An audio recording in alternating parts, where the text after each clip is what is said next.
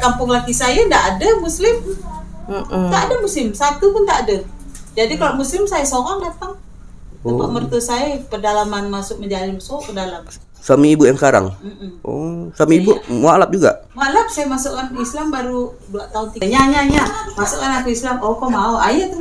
Bawa dia ke masjid Bangsa Satu tuh. Baru Pak Ustaz Darwin buat ganti surat. Karena dia merasa kaya, jadi dia tidak perlu belajar agama kali ya. Saya pikir gitu. Ada nggak sampai kejadian ibu ngajak orang mengaji, ada penolakan dan ibu ini sampai nangis saya. Waktu itu nangis saya itu, ya Allah, ngapalah kita ngajak dia marah-marah sama kita. Marah dia sama kita. Karena mualaf ini sangat rapuh. Dia rapuhnya. Dia tuh seperti layangan. Kalau suaminya meninggal, ya putuslah tali kan gitu kan. Akhirnya dia tuh balik lagi dengan agama Konghucunya atau di Kristennya, dia tetap kembali. Nanti mereka bilang saya bohong juga. Saya sebenarnya tidak bohong. Kau tengok ya, masuk Islam saya banyak sekali cap, sampai kantor polisi pun ada. Polisi pun ada. Itulah makanya dulu kami masuk Islam tuh, ya memang betul-betul saya itu kena siksa. Jadi maka di sana itu harus minta tanggung jawabkan dengan polisi juga. Takut dituntut sama keluarga saya. Banyak sih Pak, kadang-kadang dia ngaji tuh Bu, ndak ada ini, tak ada baju, saya kasih, tak ada kerudung, misal tak ada apa, baju saya lah saya bongkar, ambillah ini berebut Pak, saya kasih kan. Baju tuh Bu? Baju saya. Mereka ini ada jilbab nggak sih?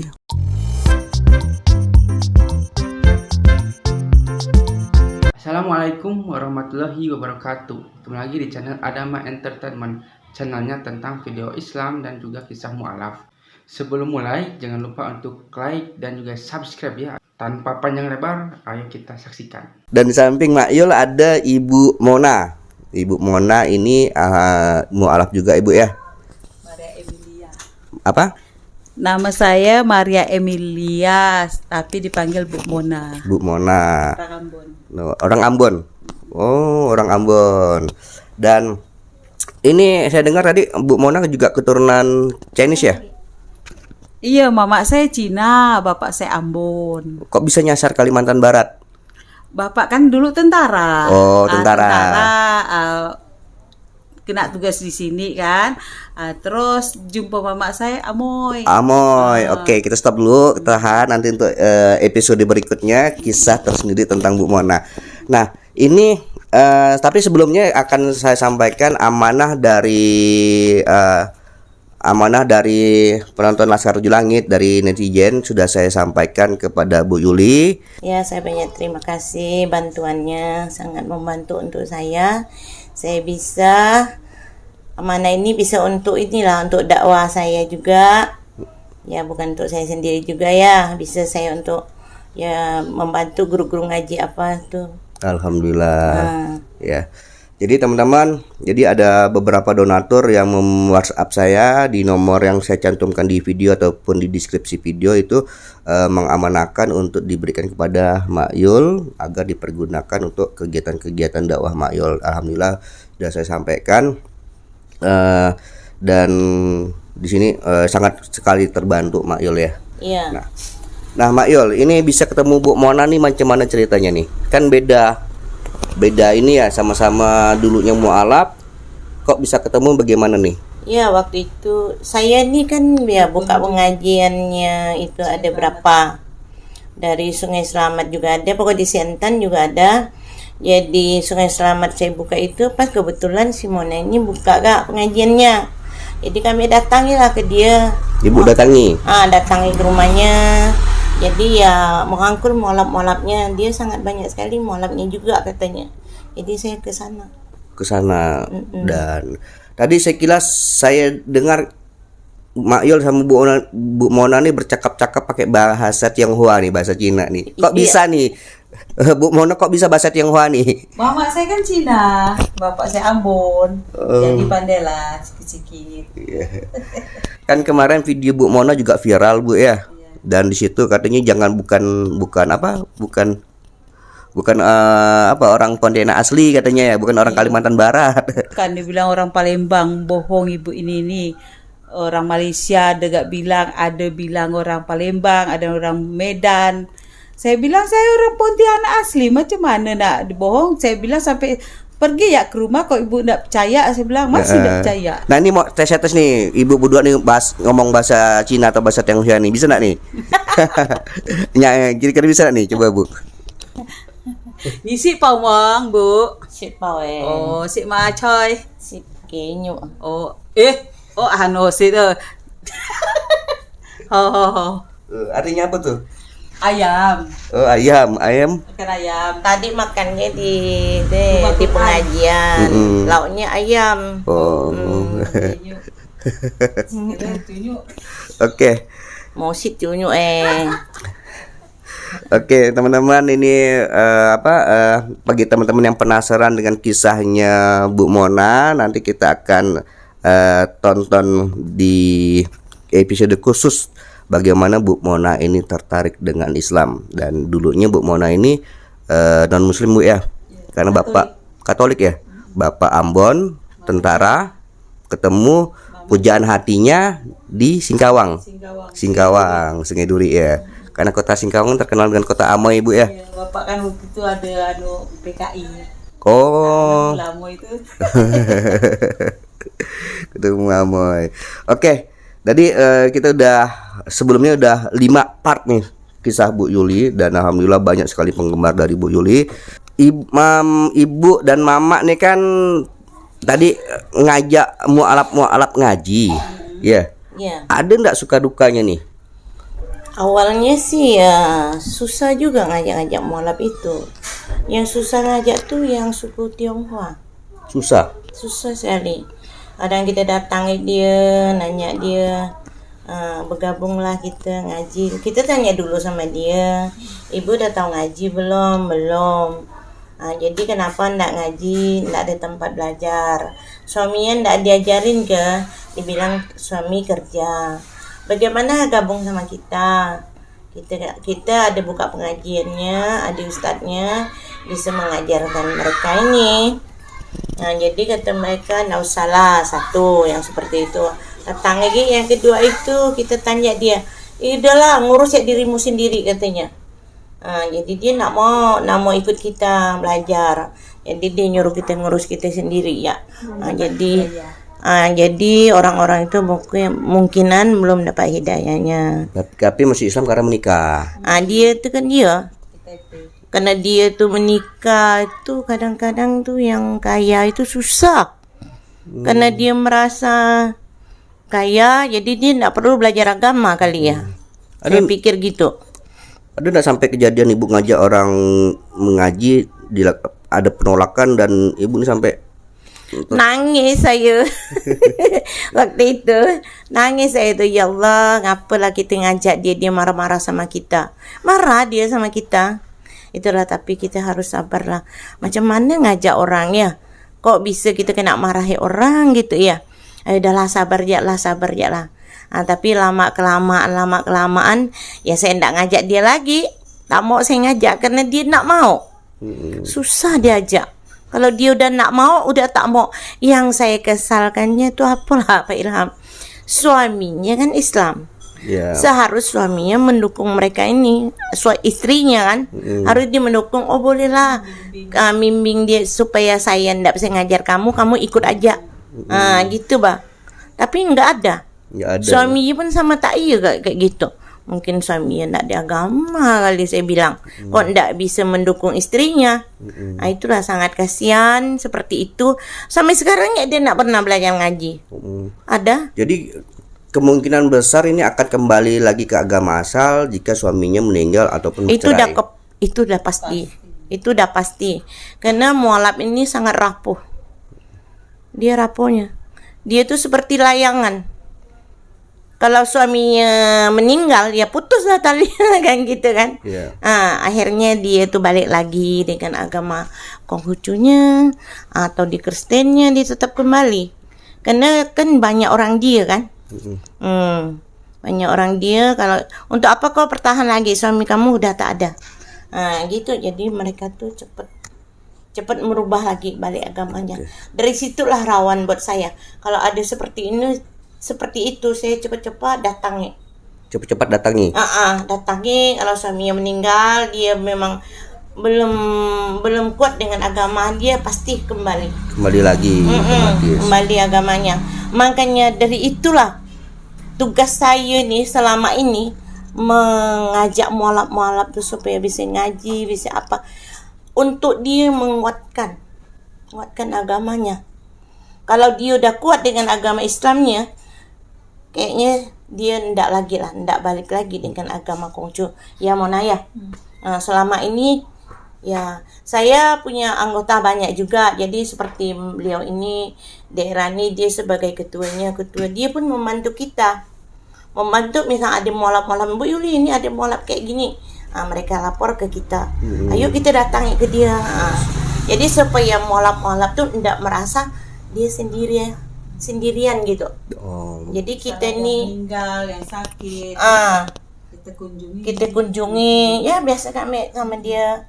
Ada lagi yang lain-lainnya kan, ketua yang seperti ini. Jadi kami gabungkan, datangi mualaf-mualafnya supaya dia merasakan saya punya keluarga nih, gitu Bang. Jadi dia ndak bakal balik lagi gitu. Baik. Nah, kita kembali ke Bu Mona. Bu Mona, suka duka Bu Mona ketika membuka pengajian dan mengajak mualaf untuk mengaji. Ada enggak suka dukanya nih? Suka dukanya banyak. Kadang-kadang gini, saya pertama kan saya cuman sendiri ngaji. Teman saya yang ngajar tuh gurunya tuh teman saya, jadi bilang, Bu Sur daripada ngajar sini baik ngajar rumah saya. Jadi saya pikir saya sendiri, baik saya ngajak teman. Jadi duduk-duduk saya gedor-gedor rumah orang yang mualaf, saya tahu tuh orang mualaf. Aku bilang, Assalamualaikum, ibu kan mualaf. Iya, dia bilang, ibu mau enggak belajar ngaji? Di mana rumah saya? Jam berapa? Jam 1 siang. Oh, enggak bisa. Itu jam saya tidur, enggak bisa diganggu, kata dia. Astagfirullahaladzim. Udahlah Bu, kok gitu, dia bilang. Sampai 3 kali saya ngajak dia, enggak bisa diganggu, katanya. Iyalah Bu, dah. Sampai saya manas nih, saya bilang, mudah-mudahan kau tidur selama. Itu doa. Kan Bu, kadang-kadang ada satu lagi saya ngajak, Bu, ibu kan mualaf kan, saya tahu dia Cina. Dia marah, siapa bilang saya Cina? Tak ada, saya bukan Cina. Dia bilang, bapak saya tuh Padang, mak saya, dalam hati saya padahal dia Cina, keluarganya banyak dekat rumah nih. Marah dengan saya sampai merah, muka saya malu kan. Dibilangnya bukan Cina, saya itu pandai ngaji dah katanya. Tak mau saya belajar situ katanya. Ya udahlah Bu, kalau gitu saya bilang. Ada saya pokoknya banyak Pak. Jadi ada yang mau, ada yang tak ada. Itulah suka dukanya. Tapi kebanyakan mau atau tidak? Kebanyakan banyak yang datang tuh mau. Banyak. Dan banyak. Ibu Mona ini daerah Siantan ya. Sedangkan Bu Yuli kan daerah Kota Pontianak ya. Kota Pontianak. Kok bisa nih nyatu nih? Bu Yuli ini kan dia ada pengajian di Sungai Selamat. Mungkin satu guru tuh ada tahu di situ ada pengajian mualaf. Jadi Bu Yuli ngunjungi kami. Jadilah kami bawahan Bu Yuli. Oh, bawahan.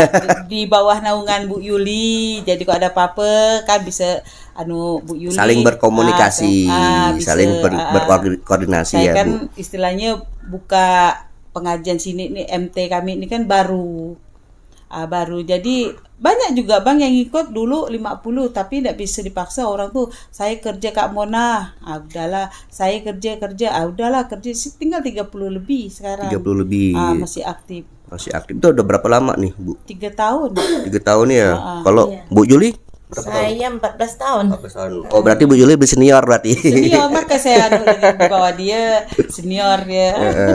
3 tahun mau jalan lebih lah. Tapi hikmahnya adalah ini kan nambah kawan Bu ya. Kita kenal Bu Yuli dan mungkin kenal dengan ibu-ibu yang mengadakan pengajian serupa juga mungkin banyak kali kenal ya. Banyak, kumpul sebulan sekali itulah di rumah Quran. Masya Allah. Tempat Pak Haji masuk. Mujahidin. Oh. 100 lebih kalau datang semuanya. Berarti banyak benar. Berarti banyak ya mualaf di Kota Pontianak dan Banyak. sekitarnya. Dulu bang yang belajar tempat saya tuh bang nyebut Allah ya ndak bisa bang. Saya bilang, Bu, ibu udah berapa tahun kawin, ndak dibimbing suami ke ndak pernah. Jadi ngucap Allah, Allah. Bu, Allah. Maaf Pak ya ngambil sembahyang ndak bisa, niat ndak tahu, solat pun ndak tahu. Semenjak sekarang diajar tempat kami kan ada gurunya, ada 5 orang, Bu Suryani itu pembimbing kami. Adalah ngajar tuh, alhamdulillah dah lancar dah sekarang, ngaji pun pandai.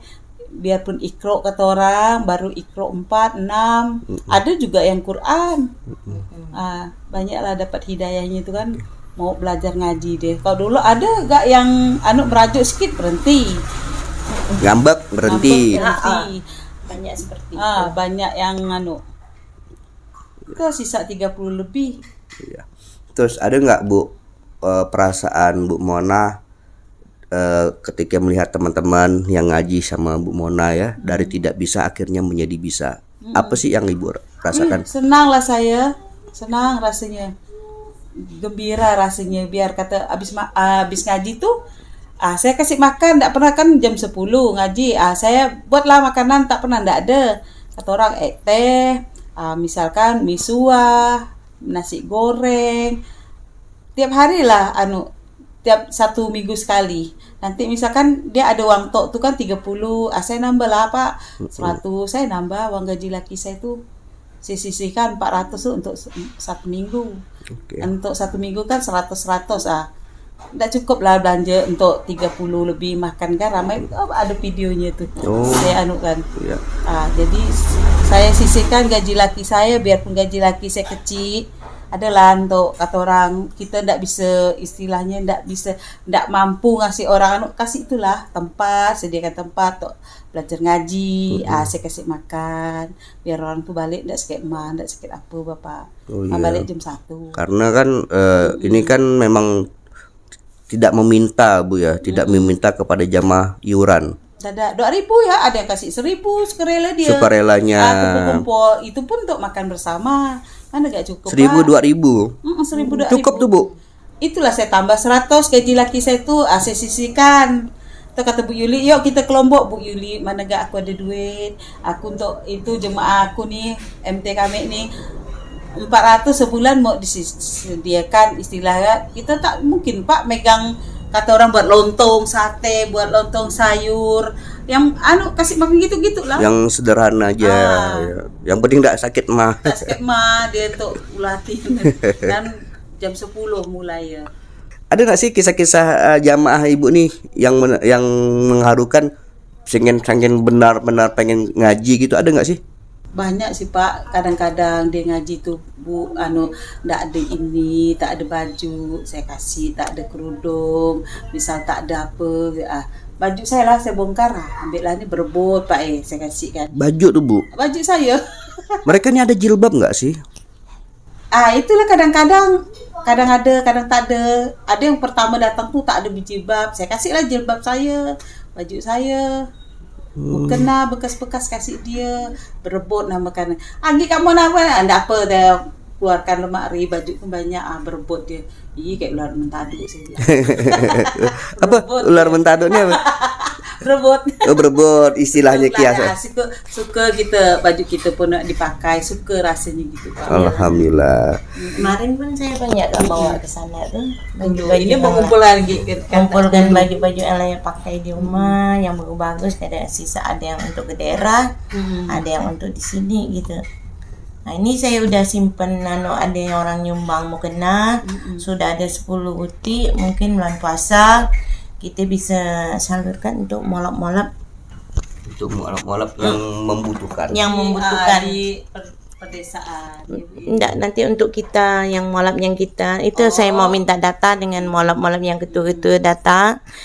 Pengajian kamu ada berapa orang yang memang membutuhkan mukenanya. Itu yang nanti saya kasihkan gitu. Masyaallah, ini juga sebagai syiar dakwah Bu ya. Dengan artinya kita peduli kepada mereka, artinya mereka juga beranggapan bahwa ketika mereka masuk Islam, mereka ini masih ada yang peduli. Ya. Sedangkan mereka kan setelah masuk Islam ada yang sebagian besar Bu ya, ditinggalkan keluarga, ditelantarkan gitu. Nah, kalau kita tidak rangkul tadi Bu Mona bilang mereka bisa balik lagi. Iya, tetap kembali dia. Kalau kita tak peduli sama dia ya, Mona ya. Balik lagi kata nanti sebatangkar raga di Kunta ni katanya tak ada yang anu. Balik kampung kan kampung kayak kampung laki saya tak ada muslim. Tak ada muslim, satu pun tak ada. Jadi kalau muslim saya seorang datang. Tempat mertua saya pedalaman masuk menjalin masuk ke dalam. Suami ibu yang sekarang? Oh, suami ibu mualaf juga? Mualaf, saya masukkan Islam baru 2 tahun 3 tahun. Nah, ini menarik nih kisah Bu Mona. Bu Mona mualaf, suaminya juga mualaf. Yang Islamkannya Bu Mona. Saya Islamkan dia. Ibu yang Islamkannya, suami ibu. Ini menarik nih Dia teman-teman. masuk Islam, nya. Masukkan aku Islam. Oh, kau mau? Ayah tuh. Bawa dia ke masjid Langsak 1 tuh. Baru Pak Ustaz Darwin buat ganti surat. Dia manggil ibu nyonya. Nyonya. Maknya.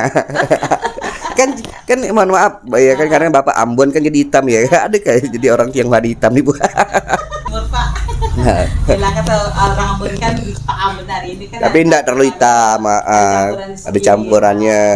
Memang Adik saya putih-putih. ini apa sawo matang ya Bu. Oke teman-teman, tadi Bu Mona mengatakan dikasih makanan biar enggak sakit mah. Ya, nah ini kebetulan teman-teman ini ada British Propolis. Ini bagi teman-teman yang mengalami penyakit mah, ini insya Allah bisa mengatasinya. Untuk sakit mah, diabetes, sakit jantung, stroke. Nah ini cukup minum 2-3 tetes propolis setiap hari ini untuk 1 bulan. Dan ini cukup cukup efektif karena sudah terbukti istri saya ini sakit mah kronis. Alhamdulillah semenjak mengkonsumsi British Propolis agak mengurangi sakit mahnya dan dalam waktu 21 hari ini kelihatan efeknya. Jadi juga tadi Bu Mona juga cerita tentang pakaian ya, jilbab, dan alhamdulillah channel kita juga disupport, didukung oleh Ahbab Store. Nah, Ahbab Store ini adalah toko pakaian muslim. Nah, jadi teman-teman yang ingin mungkin membantu saudara Seragam kami tidak ada. Seragam, insya Allah. Seragam. Tadi ditanya, Bu Mona nanti kita pergi ke Mujahidin pakai seragam apa? Paling baju kita ada hitam kan, ada putih kan, itu ya pakai, saya bilang. Gitu ya. Tidak ada Pak, macam mana Pak, seragam mahal-mahal, orang kami itu orang tidak ada Pak. Kadang-kadang, ya Allah kesian ada yang janda, kebanyakan janda. Dayak tuh dia muslim ni janda. Macam mana kita nak maksanya kan kadang-kadang. Dan mudah-mudahan nih Bu Mona ada penonton yang tergerak hatinya ingin membantu ya. Dan jadi teman-teman yang mungkin ingin membantu saudara-saudara kita, ibu-ibu kita dalam syiar dakwah, mengajak mu'alaf untuk mengenal Allah, mengenal Islam lebih baik lagi, mengajarkan mereka sholat, mengajarkan mereka mengaji, tetapi pakaian mereka ini apa adanya Ibu ya.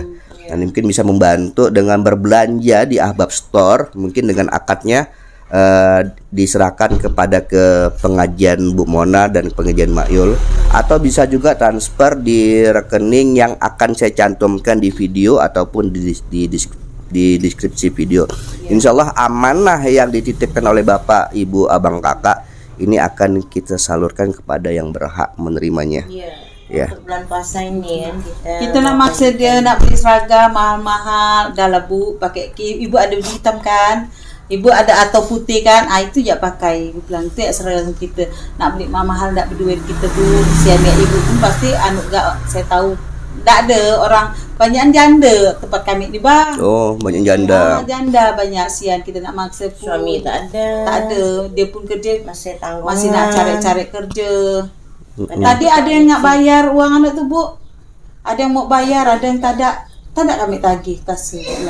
Nak maksa-maksa kan kata udahlah kau bayar 5,000, dah aku ambil 5,000. Benar kan 10. Nak maksa dia tak ada duit sian, tahu dia tak kerja.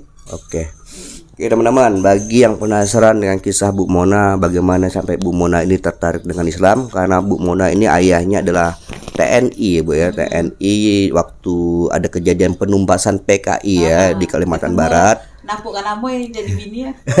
Menyelamatkan Amoy, akhirnya menjadi istri. kebetulan bapak tuh duda. Oh, duda, Duda duda. punya anak 4. Punya 4. Dapat amoy itu loh, mama saya dapat 6 beradik sekarang. Oh, begitu. Dan ini banyak yang menarik. Ini salah satunya Mama masuk Islam, Bu ya. Mama terakhir Nah, masuk Islam. Oke, kita stop dulu, Bu. Kita simpan biar penonton penasaran. Ini surat masuk Islam saya. Kemarin saya salah sebut. Di sini Kemarin Ibu nyebut 69. 69, sini 79. Saya kawin. Saya salah sebut. Nanti mereka bilang saya bohong juga. Saya sebenarnya tidak bohong. Kau tengok ya, masuk Islam saya banyak sekali cap, sampai kantor polisi pun ada. Polisi pun ada. Itulah makanya dulu kami masuk Islam tuh, ya memang betul-betul saya itu kena siksa. Jadi maka di sana itu harus minta tanggung jawab kan dengan polisi juga. Takut dituntut sama keluarga saya. Kalau sekarang surat Islam enggak ada, cuma materai satu. Udah udah sah. Kayak buku nikah. Kalau saya seperti ini ya. Oh ya, ini saya dekatkan ya, Bu ya. Dekatkan aja. Nah, ini surat Islam. Nih, udah dekat belum? Mawan? Kan Sini. masih kecil ya, 17 tahun. Udah, kelihatan tanggalnya? Udah. Nah, ini teman-teman surat masuk keterangan masuk Islam Makyol. Di sini ada. Nah, di sini zaman dulu ya. Zaman dulu surat keterangan masuk Islam ini ada cap dari kantor polisi ya. Karena memang dulu kan agak sedikit ini Mak ya. Agak susah masuk Islam ya zaman dulu ya. Jadi harus benar-benar meyakinkan bahwa ini memang serius masuk Islam, makanya banyak sekali administrasi. Salah satunya ada cap dari kepolisian karena Makyol di sini setelah masuk Islam itu disiksa. Iya. Nah, jadi memang ya, dan cap dari kepolisian ini sangat benar-benar diperlukan pada saat itu.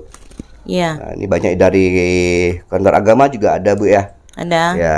Dan kemarin Bu Yuli ini salah menyebutkan, ada yang protes. Jadi dia membawa surat keterangan masuk Islamnya. Kalau kemarin Ibu Yuli mengatakan dia masuk Islam tahun 69. 69. Hari sebenarnya 79 karena ada salah penyebutan. Nah, sepertilah kisahnya, bagaimana kan kisahnya ini sangat menginspirasi kita bahwa kita itu sebagai umat muslim, dengan adanya video ini kita itu menjadi terinspirasi bahwa kita itu bisa lebih baik lagi untuk menjadi seorang pribadi muslim yang lebih baik lagi.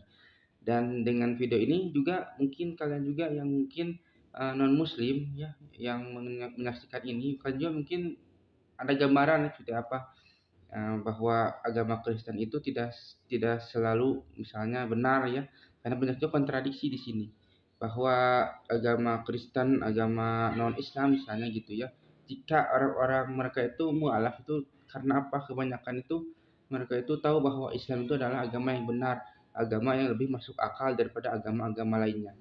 Dari mana kita itu bisa tahu hal itu ya, karena kita mempelajari Al-Quran dan mempelajari agama Islam gitu. Kita itu harus terbuka, harus berpikir terbuka, harus maksudnya kita itu harus mencerminkan bahwa kita itu sebenarnya itu Indonesia itu emang toleransi ya, tapi ketika kita dihadapkan dengan sesuatu agama gitu ya, kita harus mengkaji misalnya agama Kristen seperti ini, agama Hindu seperti ini, agama Islam juga seperti ini, dan berbeda-beda ya, karena di Indonesia itu banyak banyak sekali agama ya, tapi kebanyakan di channel ini adalah tentang agama dari non muslim ke muslim, dikarenakan agama Islam adalah agama yang paling sempurna di dunia ini. Sampai akhir zaman pun Al-Quran itu berkata bahwa Allah itu akan menjaga Al-Quran sampai hari akhir. Nah, semoga yang menonton video ini bisa terinspirasi ya, dan semakin kuat lagi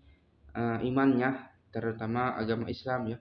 Dan jika yang nonton adalah non muslim juga, kalian cobalah untuk berpikiran terbuka dan seperti apakah Islam dan sebagainya. Jangan sampai kita itu banyak kan ada seperti Islamofobia dan sebagainya, tidak suka kerudung, tidak suka pengajian, tidak suka apapun yang padahal kan kita menjalankan agamanya masing-masing. Bagi kalian yang belum subscribe juga ya, silakan itu subscribe dan juga like dan juga komentar ya, agar kita itu bisa bersilaturahmi, agar kita itu, karena di kolom komentar ini ya, di channel ini kebanyakan itu agama muslim dan non muslim itu suka ada ya, dan suka ada yang membalas dan sebagainya. Dan jika kalian suka, jangan lupa untuk like, comment, dan subscribe ya. dan nantikan video saya selanjutnya. Wassalamualaikum warahmatullahi wabarakatuh.